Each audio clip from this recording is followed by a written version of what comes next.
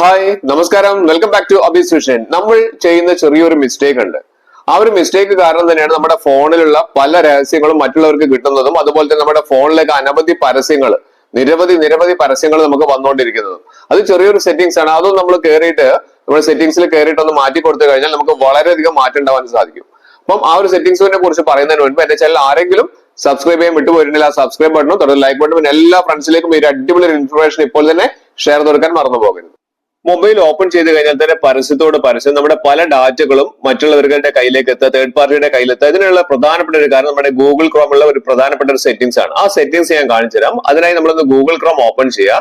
Open ചെയ്ത് കഴിഞ്ഞാൽ ഏറ്റവും മുകളിലായിട്ട് നമുക്ക് 3 ഡോട്ട്സ് കാണാൻ സാധിക്കുന്നുണ്ട്. ആ 3 ഡോട്ട്സിൽ ഒന്ന് ക്ലിക്ക് ചെയ്യുക.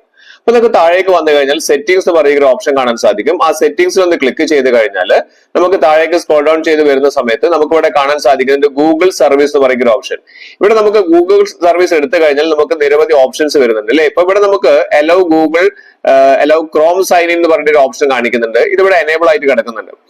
ഇത് നമുക്ക് എനേബിൾ ആണ് കിടക്കുന്നത്. നമ്മൾ ഡിസേബിൾ ചെയ്യാൻ പറ്റുമോ നോക്കാം. ഡിസേബിൾ ചെയ്യാൻ പറ്റില്ല. കാരണം ഇതിൽ ബുക്ക് മാർക്ക് ചെയ്ത കാര്യങ്ങൾ അതുപോലെ തന്നെ ഹിസ്റ്ററി ഇങ്ങനത്തെ കാര്യങ്ങളെല്ലാം ഇതിൽ നിന്ന് പോകുന്നതാണ് പറയുന്നത്. അപ്പൊ നിങ്ങൾക്ക് തീരെ നിങ്ങളുടെ കാര്യങ്ങളൊന്നും ചോർന്ന് പോകണ്ടെന്നുണ്ടെങ്കിൽ നിങ്ങൾക്ക് കണ്ടിന്യൂ ചെയ്തിട്ട് നമുക്കത് ഡിസേബിൾ ചെയ്യാൻ പറ്റും. ഞാൻ ഡിസേബിൾ ചെയ്യുന്നില്ല, കാരണം നമുക്ക് ചില അത്യാവശ്യ ഘട്ടങ്ങൾ അത് വേണ്ടി വരും.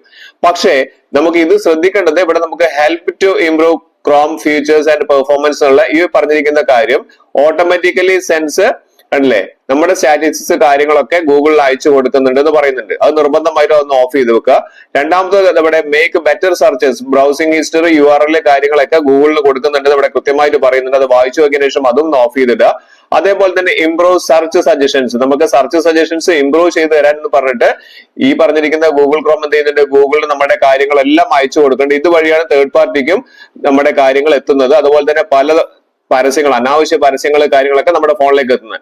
അതിന് തൊട്ട് താഴെയായിട്ട് ടച്ച് എന്ന് പറയുന്ന ഒരു ഓപ്ഷൻ കാണിക്കും. ടച്ച് സ്റ്റേഴ്സ് എന്ന് പറയുന്ന ഒരു ഓപ്ഷൻ കാണിക്കുന്നുണ്ട്. അത് ഓൺ ആണ് കിടക്കുന്നതെങ്കിൽ അതും ഒന്ന് ഓഫ് ചെയ്ത് വെക്കുക. ഇത്രയും കാര്യങ്ങൾ ചെയ്ത് കഴിഞ്ഞാൽ നിങ്ങളുടെ ഫോണിലേക്ക് അനാവശ്യമായിട്ടുള്ള പരസ്യങ്ങൾ വരുന്നത്, അതുപോലെ തന്നെ നിങ്ങളുടെ ഡാറ്റകൾ മറ്റുള്ള തേർഡ് പാർട്ടി കാര്യങ്ങൾ കൊണ്ടുപോകുന്നത്, ഇങ്ങനത്തെ പല അനാവശ്യ പ്രശ്നങ്ങളും നമുക്ക് ഒഴിവാക്കാൻ വേണ്ടി സാധിക്കും.